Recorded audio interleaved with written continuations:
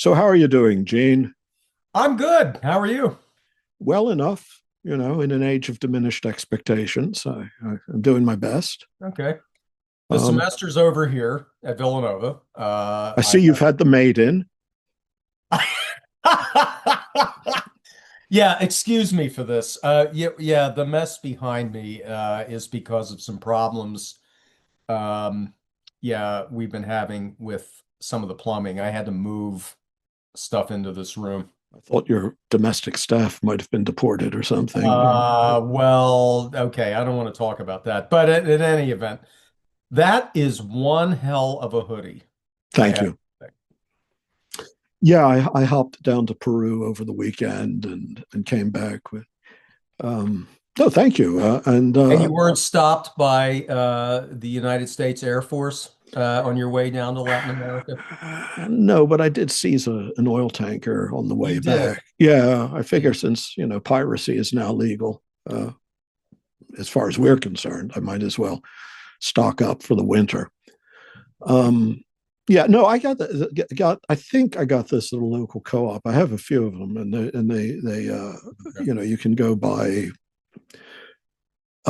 ethically sourced, ethically produced, hideously expensive socks and things like this, and you feel like you're doing something good for the world at large. Uh, what does ethically sourced mean uh, exactly? for fibers, I'm not entirely sure. I'm going to guess you know small plot farmers using I don't know, organic cotton. I have to be Okay. honest. Yeah, I I'm just not a always wonder details what that guy, means. I just like to feel that I'm doing something. Uh, uh, since we live in a nation bordered to the north and to the south by countries immeasurably more civilized than ourselves, and as a And result, which we would like to annex. yes, well, I mean I should. that's always been the dream of barbarians, right? They look and there you see a civilization already in place and you want to absorb it into yourself, and Mhm. sometimes it works. I mean, many civilizations have been conquered and then civilized the conquerors. The Mongol Empire, the Ottoman Empire was already civilized, but not, it didn't have the full splendor of Byzantine culture at its back. But the Romans, captured Captured the Greeks. Greeks, Yes. the Arabs of the continent captured Persia, and Is this maybe an argument we could present to John that the United States possibly should be recolonized by the British? yeah, we see it. I'm all for that. I'm all for that. I'm not sure Okay. they have the dogs ready for that hunt, but I mean since the actual civilized world is contracting, Australia is a very, I mean, I love Australia. I wouldn't mind the world being governed by Australians as long as they don't make us play that damned Australian rules football thing they play. I mean, Yeah, maybe we should just suggest to John that, he's right that constitutional monarchy really has been the foundation of many successful socialist and social democratic experiments in the West. yeah, and it's a parliamentary democracy. I mean, Yeah, it's that yeah. that and I'd be happy to have a royal family who's not one necessarily with all the baggage of the Saxe-Coburg dynasty, but perhaps as I've discussed with people on my other Substack, the one that dedicated entirely to me. Mhm. I wouldn't mind seeing a royal succession of, say, otters or badgers, or if the Australians take over, wombats. I like I'm wombat. all for that. Given the current occupant of the White House, I would prefer the hegemony of otters.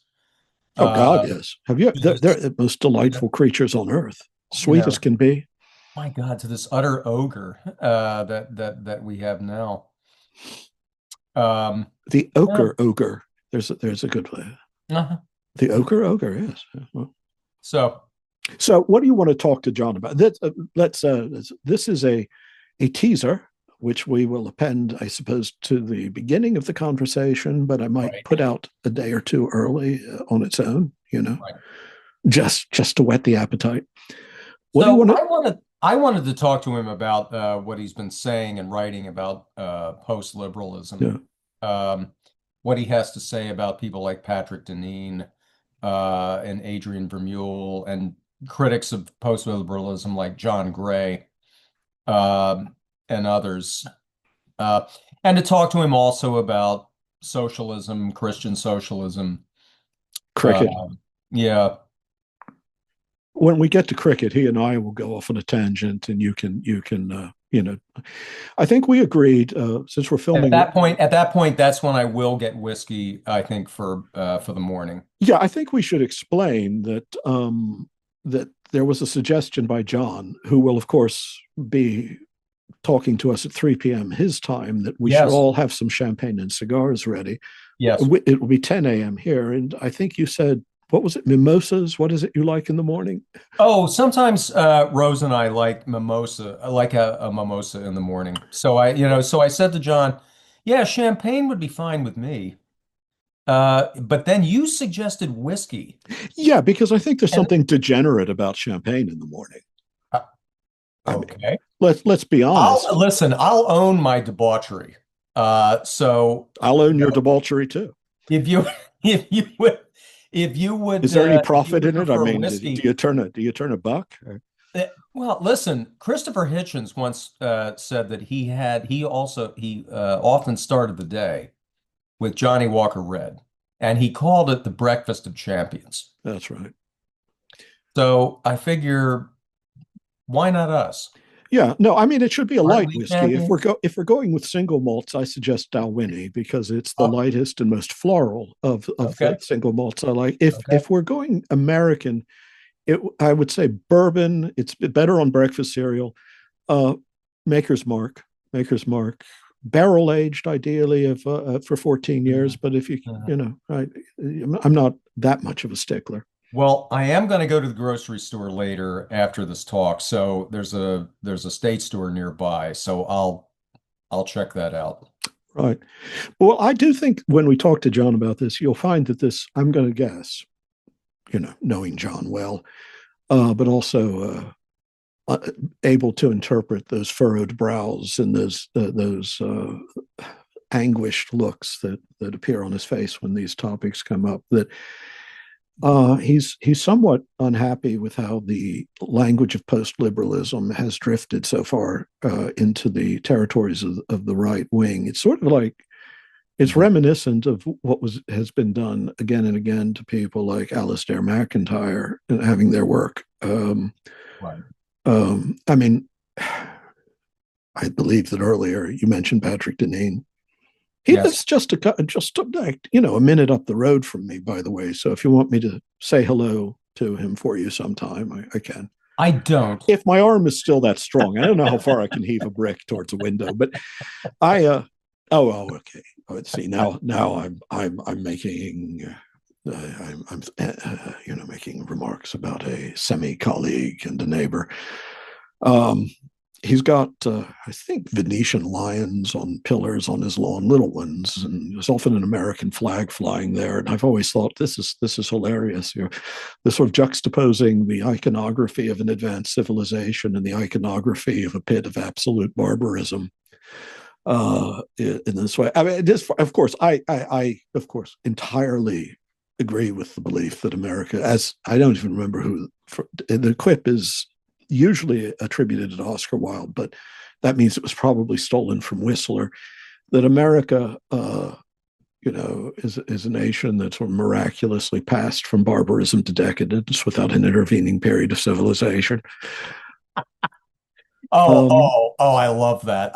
now, I am going to look that up now. there are those aspects of American culture I love, obviously, our great 19th and 20th century literary traditions, more more in the 19th, 20th century poetry. I think we were unparalleled in the Anglophone world. Well, and you're a lover of baseball. And I love baseball. I love jazz and the blues and original rock and roll and ragtime. A lot of the bluegrass. I love a lot of the American, the really creative sides of American culture. And I love Maryland as it used to be when I was a kid, and the crab cakes of Maryland.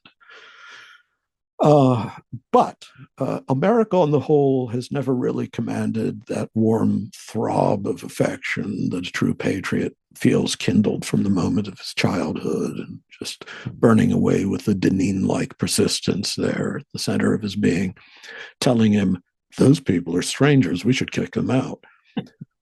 I can tell because they don't look like my parents. So I sound a bit saturnine, don't I? I was thinking when you were mentioning John, in connection with somebody like Alistair McIntyre and the way that his work has been, I think, perversely appropriated by certain people. I think of Rod Dreher. Oh God. Um, Is that, does that perhaps have kind of like a PTSD effect? I mean, you think of Rod um, Day, it's like, oh, it is something I that keep going back to that moment my leg was blown off, I,